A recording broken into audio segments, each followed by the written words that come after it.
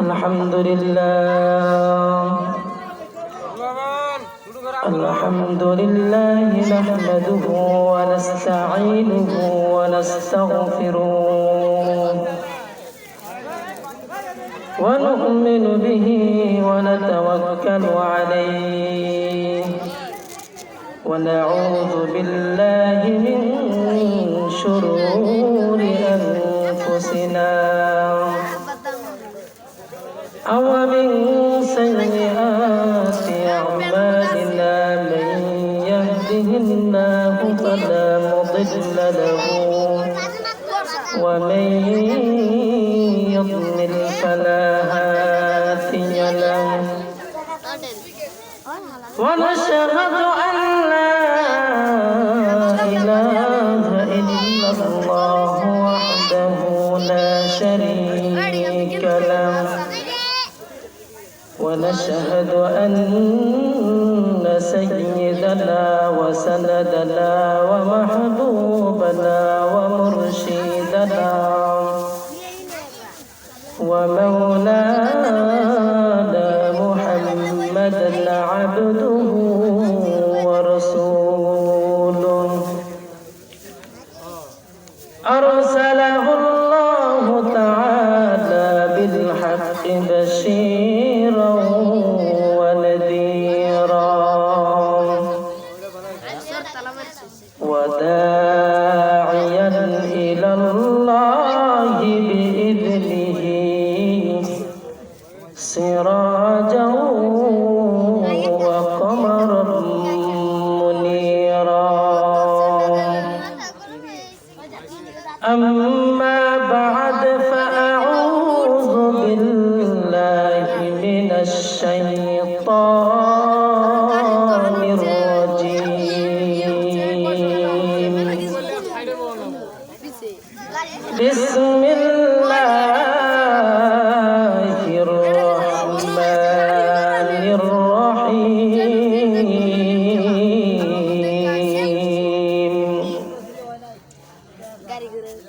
استغفروا ربكم إنه كان غفارا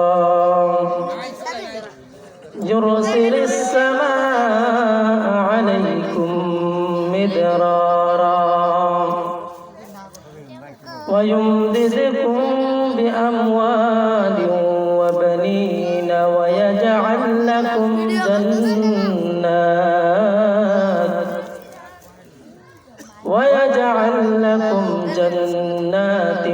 ويجعل لكم أنهارا صدق الله مولانا العظيم وصدق رسوله النبي الكريم ونحن على ذلك من الشاهدين والشاكرين والذاكرين والحمد لله رب العالمين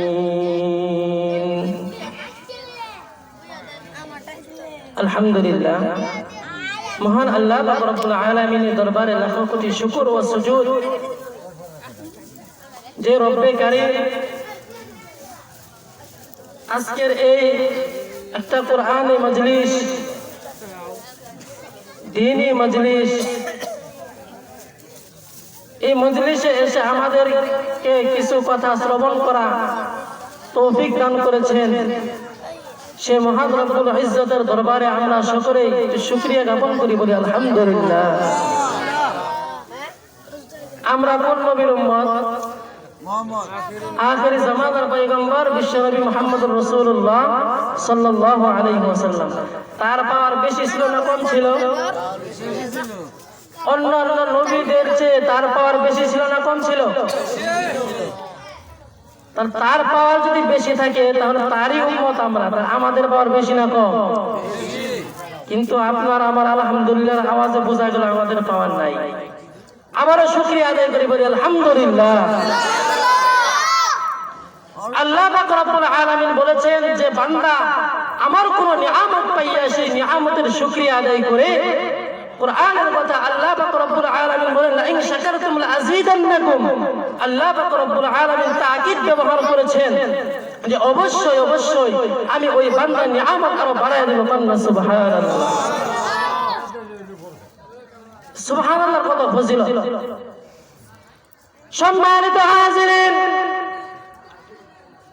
আল্লাহ পাক রব্বুল আলামিন বলেন, যখন কোন বান্দা কোন মজলিসের ভিতরে বসে সুবহানাল্লাহ আলহামদুলিল্লাহ বলে, আল্লাহ পাক রব্বুল আলামিন জান্নাতের ভিতরে তার জন্য একটা ফলের গাছ তৈরি করে দেয়। কান্না সুবহানাল্লাহ। কোন কোন রিওয়ায়াতের ভিতরে পাওয়া যায় ওই গাছটা এত বড় গাছ, এত বড় গাছ, যদি একটা তেজস্বী ঘোড়া যদি 500 বছর সে গাছের ছায়াটা দৌড়াইতে থাকে, 500 বছর চলে যাবে, তবুও সেই গাছের ছায়া সে কোনোদিন অতিক্রম করতে পারবে না। কান্না সুবহানাল্লাহ। তাহলে সুবহানাল্লাহ বলা দরকার আছে না নাই? আলোচনা দীর্ঘায়িত করবো না, অনেক বক্তা রয়েছে, আমরা ছোটখাটো মানুষ। আমি আপনাদের সম্মুখে কিছু আয়াতে কারিমা তেলাওয়াত করেছি। আল্লাহ পাক রব্বুল আলামিন বলেছেন, ইস্তাগফিরু রাব্বাকুম ইন্নাহু কানা গফফারা। আমরা দুনিয়ার মধ্যে গুনাহ করি কি করি না? আমরা সবাই গুনাহগার কিনা? আল্লাহ পাক রব্বুল আলামিনের কাছে আমাদের মাফ চাওয়া দরকার আছে না নাই? কিভাবে মাফ চাবেন? দেখেন, ইস্তেগফার এটার পাপ করার ফজিলত কতটুকু আল্লাহ কোরআনের মধ্যে বলে দিয়েছেন। সম্মানিত হাজিরিন, আল্লাহ পাক রব্বুল আলামিন বলেন, ইস্তাগফিরু রাব্বাকুম ইন্নাহু কানা গফফারা। হে বান্দা, যদি তোমরা বেশি বেশি ইস্তেগফার পাঠ করতে পারো, আমি আল্লাহ পাক রব্বুল আলামিন তোমাদের জীবনের সমস্ত গুনাহ খাতাগুলো মাফ করে দিব। আল্লাহ পাক রব্বুল আলামিন বলেন, হে বান্দা, যদি তোমরা বেশি বেশি ইস্তেগফার পাঠ করতে পারো, তাহলে আমি তোমাদেরকে 5টা পুরস্কার দান করব। তার ভিতরে 1 নাম্বার হলো, বান্দা যদি বেশি বেশি খাস দিলে ইস্তেগফার তওবা করতে পারো, আমি তোমাদের জীবন ও যৌবনের সমস্ত গুনাহ খাতাগুলো মাফ করে দেব। ইউরসিলিস সামাআ আলাইকুম মিদরারা। হে বান্দা, তোমরা যদি বেশি বেশি ইস্তেগফার পাঠ করতে পারো, আসমান থেকে যেভাবে জমিনের মধ্যে আমি বৃষ্টি বর্ষণ করি, ওই বান্দার উপরে আল্লাহ পাক রব্বুল আলামিন ওই বৃষ্টির নেই রহমত বর্ষণ করে। পুরস্কার কয়টা গেল? 2টা। ওয়ায়ুমদিদুকুম বিআমওয়াল।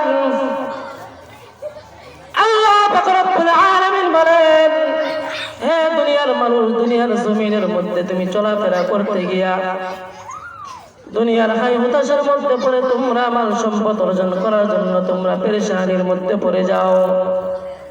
এই দুনিয়ার পেরেশানির মধ্যে পড়তে যাইয়া তোমরা আমি আল্লাহ পাক রব্বুল আলামিনকে ভুলে যাও। কিন্তু আল্লাহর কোরআন বলে, হে বান্দা, তোমরা যদি বেশি বেশি ইস্তেগফার পাঠ করতে পারো, তাহলে আল্লাহ পাক রব্বুল আলামিন দুনিয়ার জমিনের মধ্যে আপনাকে অনেক ধন সম্পদের মালিক বানিয়ে দিবেন। हकीकत से तो दुनिया बेखबर है, ये दुनिया की नुमाइश पर नजर है। যদি বেশি বেশি ইস্তিগফার পাঠ করতে পারেন, তাহলে আল্লাহ পাক রব্বুল আলামিন আপনাকে ধন সম্পদের মালিক বানিয়ে দিবেন। 4 নম্বর পুরস্কার হলো ওয়াবানিন। হে বান্দা, তোমরা দুনিয়ার জমিনের মধ্যে অনেক মানুষ আছে, নিঃসন্তান আছে না নাই? অনেক বৃদ্ধ হয়ে গেছে, কিন্তু অনেক সন্তানাদের আশা করে, কিন্তু আল্লাহ পাক রব্বুল আলামিন কোনো সন্তানাদি দান করেন না। কিন্তু আল্লাহ পাক রব্বুল আলামিন বলে, হে বান্দা, তোমরা যদি খাস দিলে বেশি বেশি ইস্তেগফার পাঠ করতে পারো, তাহলে দুনিয়ার জমিনের মধ্যে আমি তোমাদেরকে সুন্দর সন্তানের মালিক বানিয়ে দিব। সন্তান দেওয়ার মালিক কে? সকলে জোরে বলুন, সন্তান দেওয়ার মালিক কে? সন্তান দেওয়ার মালিক কে? হযরত ইব্রাহিম আলাইহিস সালামকে আল্লাহ পাক রব্বুল আলামিন 80 বছর বয়সে একজন সন্তান দান করলেন, হযরত ইসমাঈল আলাইহিস সালাম। হযরত যাকারিয়া আলাইহিস সালামকে আল্লাহ পাক রব্বুল আলামিন 100 বছর বয়সে, কোন বর্ণনায় এসেছে 120 বছর বয়সে সন্তানের দান করেছেন। যে আল্লাহ পাক রব্বুল আলামিন 80 বছর বয়সে, 100 বছর বয়সে সন্তান দেওয়ার ক্ষমতা রাখে, তাহলে আপনাকে আমাকে দুনিয়ার জমিনের মধ্যে সন্তান দেওয়ার ক্ষমতা রাখে কিনা? অবশ্যই সে ক্ষমতা রাখে।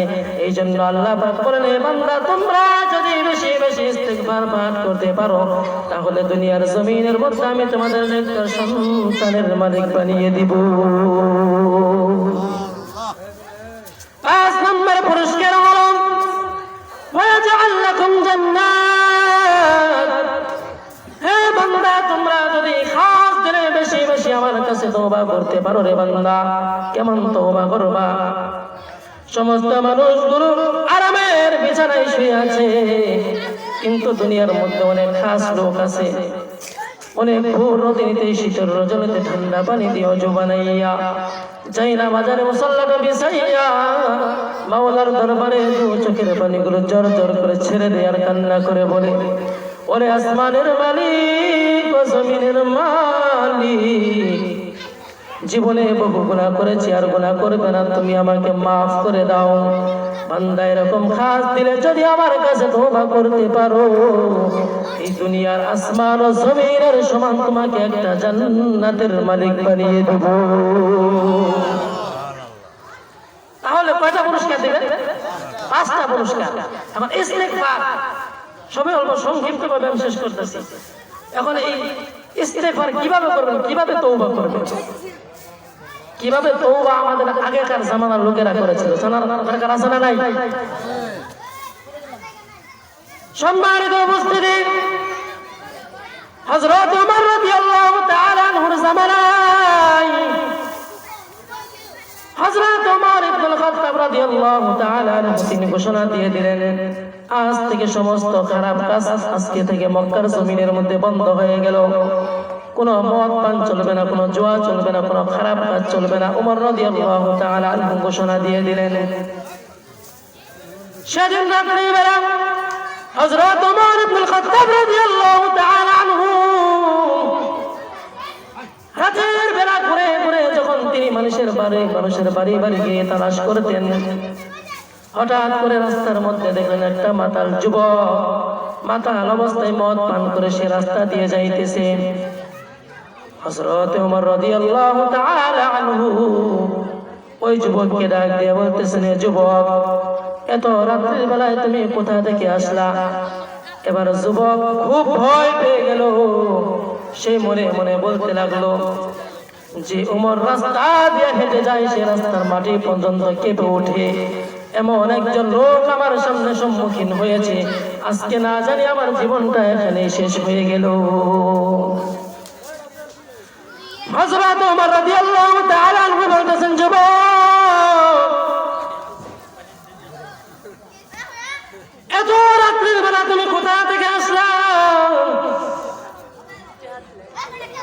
এবার যুবক কোনো হুঁশ নাই।